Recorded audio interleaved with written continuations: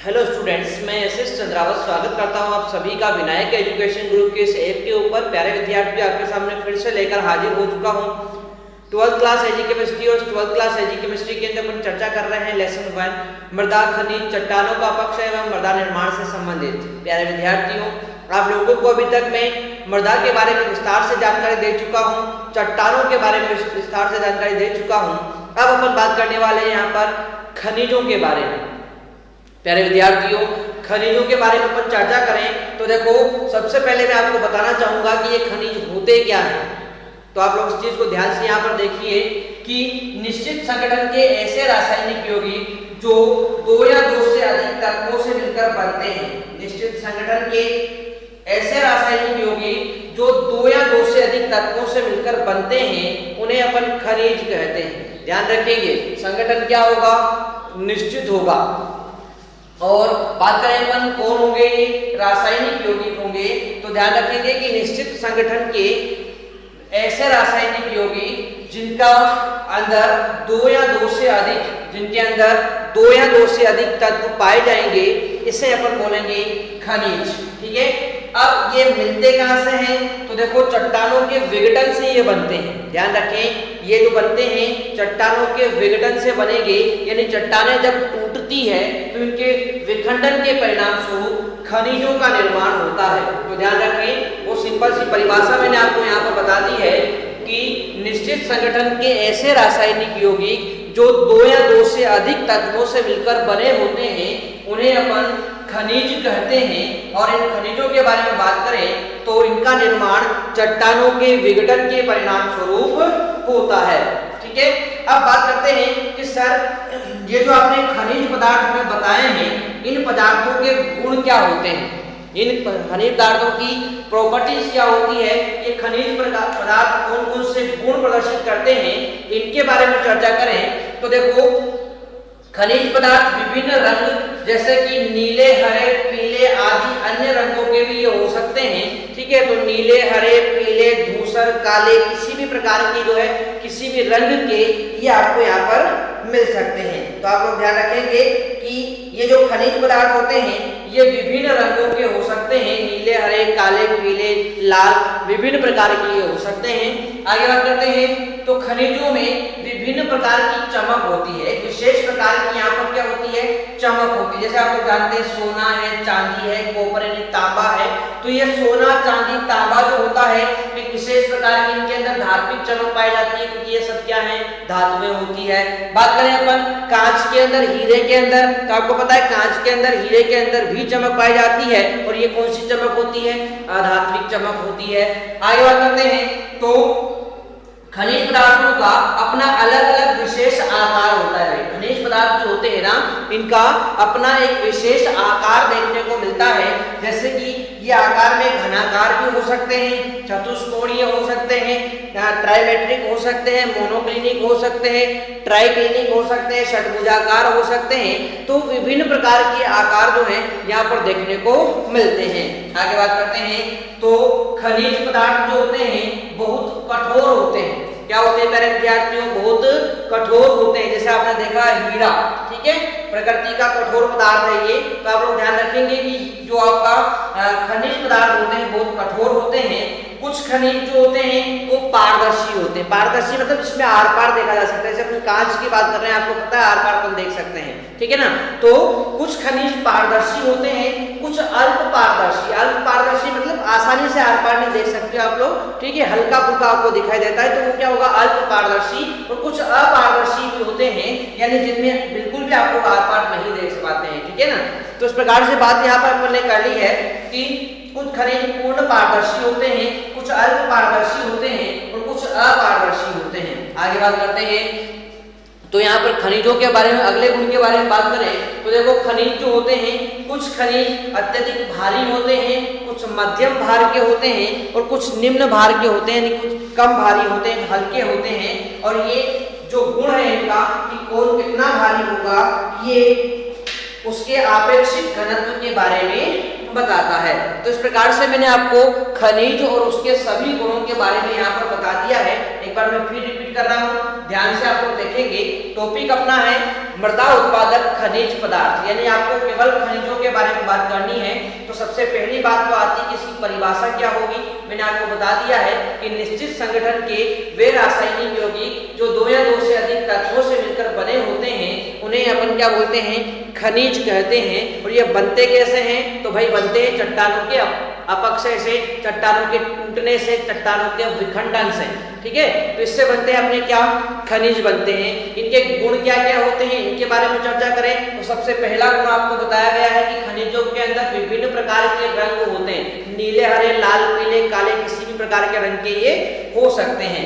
आगे बात करते हैं तो इनमें विशेष प्रकार की चमक, विभिन्न प्रकार की चमक देखने को मिलेगी। जैसे आप लोग सोना है, चांदी है ना, इसके अलावा प्लेटिनम है, आपका तांबा है, कॉपर है ना, तो इन सभी के अंदर एक विशेष प्रकार की धात्विक चमक पाई जाती है क्योंकि ये सब धातुएं होती है। इसके अलावा बात करते हैं अपन तो आपका जो कांच है, हीरा है, इसके अंदर भी क्या होती है, चमक होती है। अब आप बोलेंगे कि सर ये तो धातुएं नहीं है, फिर चमकती क्यों है, तो भाई इनके अंदर एक विशेष प्रकार की अधात्विक चमक पाई जाती है, ठीक है। तो कौन होता है आपका, एक तो अपना यहाँ पर कांच हो गया है, हीरा हो गया, इसके अंदर कौन सी चमक पाई जाएगी, अधात्विक चमक पाई जाती है। खनिज पदार्थों का अपना अपना एक विशेष आकार होता है। आकार में ये कौन कौन से हो सकते हैं, तो मैंने आपको बता दिया है, घनाकार हो सकते हैं, चतुष्कोणीय हो सकते हैं, ट्राइमेट्रिक हो सकते हैं, मोनोक्लिनिक हो सकते हैं, ट्राइक्लिनिक हो सकते हैं, षटभुजाकार आकार के ये हो सकते हैं। आगे बात करते हैं चौथे गुण के बारे में, तो खनिज पदार्थ बहुत कठोर होते हैं, जैसे आपका हीरा, इसके अलावा और भी धातुएं जितनी भी होती है सब कठोर अवस्था में, ठोस अवस्था में ही पाई जाती है।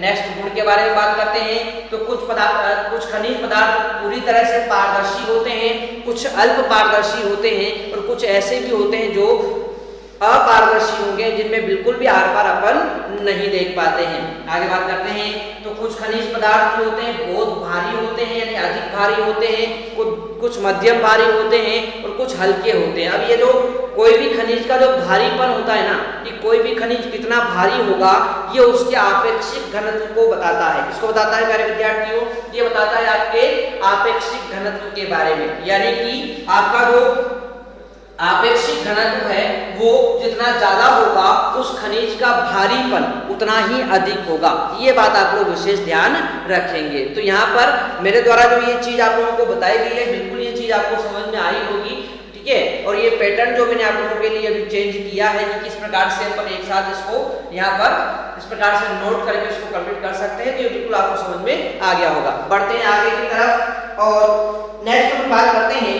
तो अब अपन बात करेंगे यहाँ पर खनिजों के वर्गीकरण से संबंधित, यानी कि खनिज जो होते हैं ये कितने प्रकार के होते हैं, किस प्रकार से इनको वर्गीकृत किया जा सकता है, इसके बारे में चर्चा अपन यहाँ पर करेंगे, ठीक है। तो किन किन आधारों पर इनको वर्गीकृत किया गया है, किस प्रकार से इनको बांटा गया है, इन सभी के बारे में चर्चा को अपन आगे यहाँ पर बढ़ाते हैं और हेडिंग लेते हैं अपना खनिजों का वर्गीकरण। खनिजों का वर्गीकरण,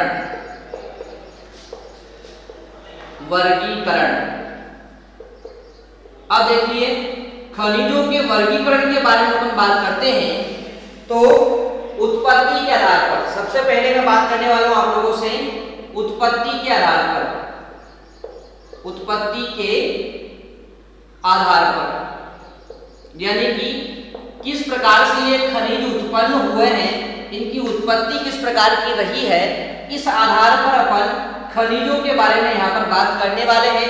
तो ध्यान रखें उत्पत्ति के आधार पर खनिज मुख्यतः दो प्रकार के होते हैं, एक तो होते हैं प्राथमिक खनिज और एक होते हैं द्वितीयक खनिज, ठीक है। तो इनके नाम आप लोगों को ध्यान रखना है कि किस आधार पर कौन से प्रकार के होते हैं। तो ध्यान रखें एक तो होते हैं प्राथमिक खनिज और एक होते हैं आपके द्वितीयक खनिज, द्वितीयक खनिज, ठीक है भाई। तो ये दो प्रकार के होते हैं, प्राथमिक खनिज होते हैं और द्वितीयक खनिज आप लोगों को यहाँ पर देखने को मिलते हैं, ठीक है।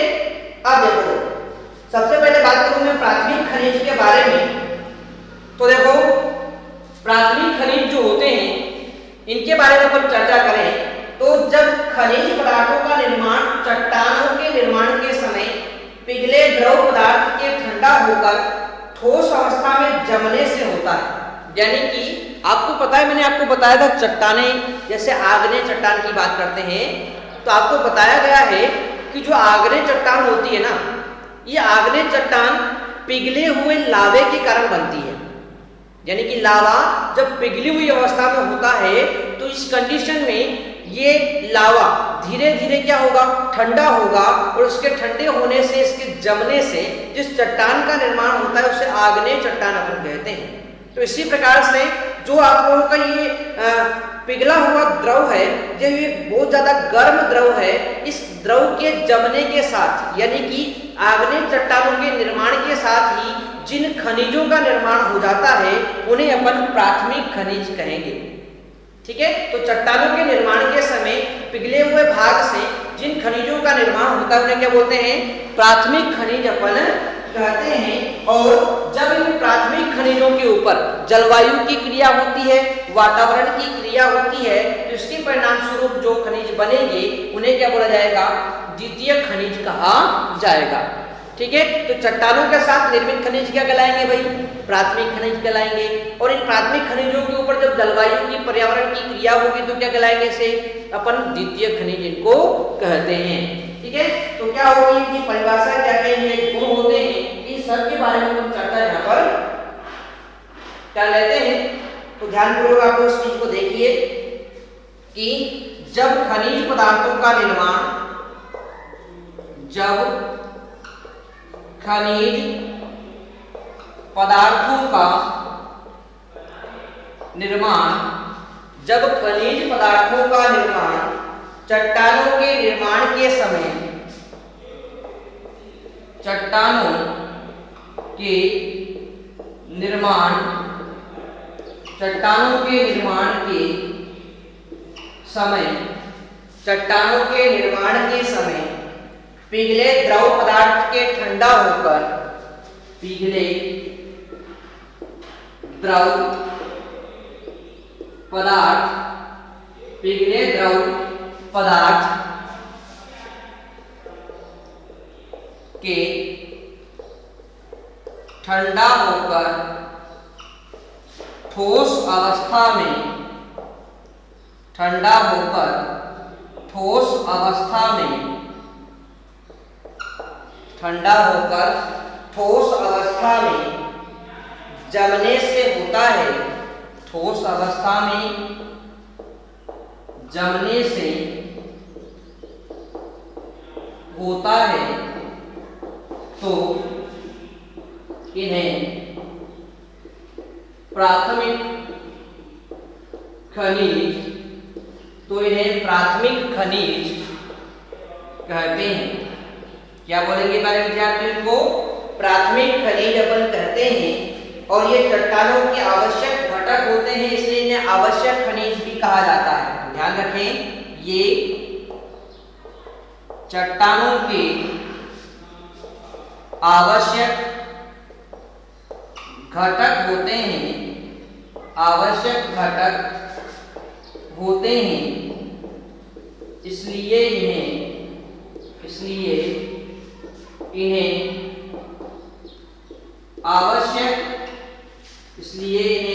आवश्यक खनिज भी, इसलिए इन्हें आवश्यक खनिज भी कहते हैं, खनिज भी कहते हैं। आगे इनके बारे में बात करते हैं। तो इनके कणों का आकार जो होता है वो 2 माइक्रोन, इनके कणों का आकार 2 माइक्रोन या 0.002 मिलीमीटर, ठीक है, 0.002 मिलीमीटर से अधिक होता है, से अधिक होता है।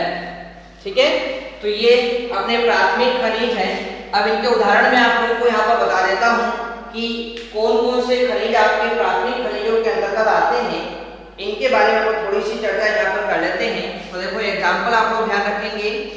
एक तो होता है आपका क्वार्ट्ज, क्या होता है क्वार्ट्ज, ऑर्थोक्लेज होगा, ऑर्थोक्लेज होगा, मस्कोवाइट होता है, मस्कोवाइट होता है। इसके अलावा बात करें अपन बायोटाइट होता है, हॉर्नब्लेंड होता है, बायोटाइट है, हॉर्नब्लेंड है, बायोटाइट है, हॉर्नब्लेंड है। इसके अलावा बात करते हैं अपन तो देखो ओगाइट है, ओलिवाइन है, ठीक है, ओगाइट है, ओलिवाइन है, ओलिवाइन है, ठीक है, माइका है, फेल्सपार है, माइका है, फेल्सपार है, माइका है, फेल्सपार है, चूना पत्थर है, मैग्नीसाइट है, चूना पत्थर है, मैग्नीसाइट है, ठीक है। तो ये सब इसके उदाहरण हो जाते हैं, मैग्नीसाइट है, ठीक है, ये सब उसके क्या हो जाते हैं उदाहरण हो जाते हैं, इसके प्राथमिक खनिजों के लिए उदाहरण हो जाते हैं। उत्पत्ति के आधार पर खनिजों के वर्गीकरण के अंदर अपन ने पहले प्रकार के बारे में चर्चा कर ली है और वो है आपके प्राथमिक खनिज। अब बात करेंगे अपन दूसरे प्रकार के खनिज और नाम है उनका द्वितीयक खनिज। क्या नाम है? द्वितीयक खनिज इनका नाम है। और बात करें अपन कि क्या होते हैं द्वितीयक खनिज, तो इनके बारे में चर्चा को अपन यहाँ पर आगे बढ़ाते हैं। तो देखो मूल प्राथमिक खनिजों या चट्टानों के ऊपर जलवायु व रासायनिक संबंधी कारकों की अभिक्रिया से बनने वाले खनिज द्वितीयक खनिज कहलाते हैं। तो ध्यान रखें, प्राथमिक खनिजों,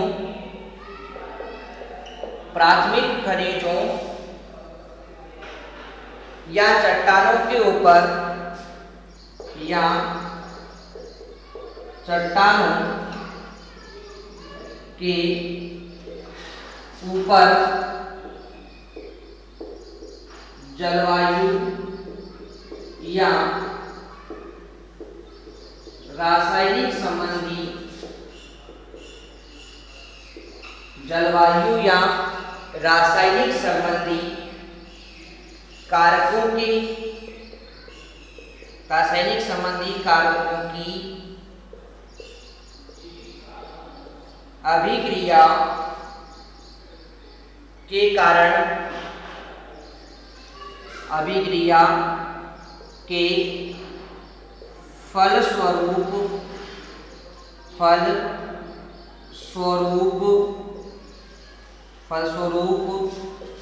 निर्मित खनिज द्वितीयक खनिज कहलाते हैं। द्वितीयक खनिज कहलाते हैं, द्वितीयक खनिज कहलाते हैं, ठीक है। और इनके कणों का आकार 2 माइक्रोन से कम होता है, आप लोग ध्यान रखेंगे। इनके कणों का आकार 2 माइक्रोन से कम होता है। इनके कणों का आकार 2 माइक्रोन से क्या होगा? कम होगा, ठीक है, 2 माइक्रोन से कम होता है। आगे बात करें इनके उदाहरण के बारे में, तो उसमें आएंगे एक तो पाइराइट, जैसे आयरन का पाइराइट ले लो आप लोग, FeSu, ठीक है, तो पाइराइट आएगा, गिब्साइट आएगा, गिब्साइट आएगा, पाइराइट आएगा, गिब्साइट आएगा, जिप्सम एपेटाइट, हेमेटाइट, जिप्सम आएगा, एपेटाइट आएगा, हेमेटाइट आएगा, हेमेटाइट आएगा। इसके अलावा बात करें केओलिनाइट है, नीलाइट है, ठीक है। कौन सा आएगा इसमें? मैंने आपको बताया था केओलिनाइट के बारे में कोलाइडो के अंदर, है ना। केओलिनाइट आएगा, मोंटमोर्लोनाइट आएगा, मोंटमोरिलोनाइट आएगा, इलाइट आएगा, इलाइट आएगा, ठीक है। इसके अलावा बात करें अपन तो जियोलाइट आएगा, ठीक है, जियोलाइट आएगा आदि। तो ये सभी जो होते हैं आपके द्वितीय खनिजों के उदाहरण होते हैं। तो इस प्रकार से मैंने आपको उत्पत्ति के आधार पर खनिजों के बारे में बताया है। मुख्यतः दो प्रकार के होते हैं, प्राथमिक खनिज और द्वितीय खनिज। जिनका निर्माण चट्टानों के निर्माण के समय ही होगा उन्हें प्राथमिक खनिज कहेंगे, और इन प्राथमिक खनिजों के ऊपर जलवायु या रासायनिक संबंधी कारकों के प्रभाव के कारण जिन खनिजों का निर्माण होगा उन्हें द्वितीय खनिज अपन कहते हैं। तो आशा करता हूँ सभी प्यारे विद्यार्थियों को ये बात बिल्कुल समझ में आ गई होगी। मिलते हैं नेक्स्ट सेशन में, तब तक के लिए टेक केयर, बाय विद्यार्थी।